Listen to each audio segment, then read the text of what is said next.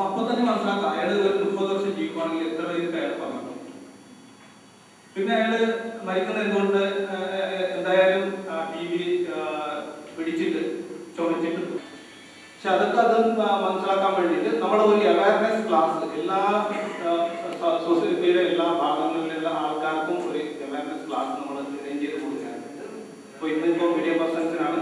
ഇന്ന് ഉച്ചയ്ക്ക് ശേഷം നമുക്കൊരു സുന്നി സംഘടന അവർക്കുള്ള ഒരു അവയർനെസ് ക്ലാസ് കൊടുക്കുകയാണ്. TV പിടി വീഴുമ്പോൾ അതിൽ ഏജ് വൈസോ അഥവാ റിലീജിയൻ വൈസോ അങ്ങനെയൊന്നുമില്ല. പാവപ്പെട്ട പീപ്പിൾ ആണോ അങ്ങനെയല്ല, എല്ലാവർക്കും TV പിടിപെടാം. അതുകൊണ്ട് നമുക്ക് TVനെ പറ്റി എല്ലാവരും അറിഞ്ഞിരിക്കണം.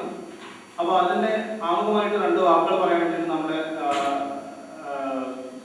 സ്റ്റാറ്റിസ്റ്റിക്കൽ അസിസ്റ്റന്റ് ശ്രീ സുകുമാരൻ അവരെ ഞാൻ ക്ഷണിച്ചു കൊടുത്തു. ഏകദേശം 190 ലക്ഷം ആൾക്കാർ ഇന്ന് ലോകത്തെ ഇന്ത്യയിൽ TV ബാധിച്ച രോഗിയാണ്. 22 രാജ്യങ്ങൾ ലോകത്തെടുത്താൽ അതിൽ 1-ാം സ്ഥാനത്താണ് നമ്മുടെ രാജ്യം എന്ന് നമുക്ക് പറയുമ്പോൾ സത്യത്തിൽ നമുക്കത് ഒരു നാണക്കേട് തന്നെ നമുക്ക് ഉണ്ടാക്കുന്നുണ്ട്. പക്ഷെ അത്രയും രോഗികൾ അനുദിനം വർദ്ധിച്ചു വരികയാണ് TV ആണ്.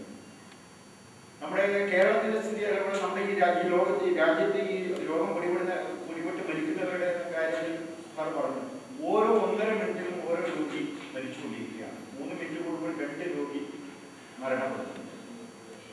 20,000 ആൾക്കാർക്ക് കഫത്തിൽ രോഗാണു ദിനംതോറും നമ്മൾ അതിന്റെ ലാബ് ടെസ്റ്റിൽ കണ്ടെത്തുകയും അതിൽ 5,000 പേർക്ക് രോഗം സ്ഥിരീകരിക്കുകയും ചെയ്തു വരുന്നുണ്ട്. ഓരോ reversed national tuberculosis control programme അത് 1996 മുതലാണ് രാജ്യത്ത് നടപ്പാക്കി വരുന്നത്. കാസർഗോഡ് ജില്ലയിൽ അത് 2000 മുതലാണ് നടപ്പാക്കി വരുന്നത്. കാസർഗോഡ് ജില്ലയെ സംബന്ധിച്ചിടത്തോളം നമ്മൾ ഈ കഴിഞ്ഞ 2000 മുതൽ 2013 വരെ ഏകദേശം 8,898 ആൾക്ക് മരണം സംഭവിച്ചു. ഈ വർഷത്തെ ഈ 131-ാം വാർഷിക ദിനത്തിൽ നമ്മുടെ മുദ്രാവാക്യം എന്ന് വെച്ചാൽ ഓരോ വർഷത്തിലും ഓരോ കാലിക പ്രസക്തിയുള്ള മുദ്രാവാക്യമാണ്. അതെങ്ങനെ പ്രിവെന്റ് ചെയ്യും, അതെങ്ങനെ ഇല്ലാതാക്കും രോഗത്തിന്. ഇപ്രാവശ്യം നമ്മളെ സംബന്ധിച്ചിടത്തോളം TV കൊണ്ട് ഒരു ഡെത്ത് ഉണ്ടാവാൻ പാടില്ല, ഒരു മരണം രാജ്യത്ത് സംഭവിക്കാൻ പാടില്ല. 0 ഡെത്താണ് നമ്മുടെ മുദ്രാവാക്യം. അത് വെച്ചിട്ട് തന്നെയാണ് നമ്മുടെ പ്രോഗ്രാംസ് അറേഞ്ച് ചെയ്യുന്നത്. നമ്മുടെ കാസർഗോഡ് ജില്ലയെ സംബന്ധിച്ചിടത്തോളം ഇതിന്റെ വ്യാപ്തി കുറവല്ല. ഇതിനെ നമ്മൾ ഈ ഓരോ പ്രവർത്തനം നടത്തുമ്പോഴാണ് നമ്മൾ കൂടുതൽ രോഗികളെ നമ്മുടെ ഈ മേഖലയിൽ കണ്ടെത്തുന്നത്. പ്രത്യേകിച്ച് കാസർഗോഡ് കർണാടകത്തിന്റെ ഒരു ബോർഡർ ഡിസ്ട്രിക്റ്റ് ആയതുകൊണ്ട് തന്നെ ഈ രോഗം പിടിപെട്ട് കാസർഗോഡ് മംഗലാപുരത്തേക്ക് പോയി പ്രോപ്പർ ചികിത്സ എടുക്കാതെ പോകുന്നവരുടെ ആൾക്കാരുണ്ട്, അവിടുന്ന് ഇങ്ങോട്ട് വരുന്നവരുണ്ട്. അതുകൊണ്ട് കാസർഗോഡ് ജില്ല ഈ രോഗത്തിനെ സംബന്ധിച്ചിടത്തോളം ഒരു നല്ലൊരു കോൺട്രിബ്യൂഷൻ ഈ രോഗത്തിൽ കാസർഗോഡ് ജില്ലക്കുണ്ട്.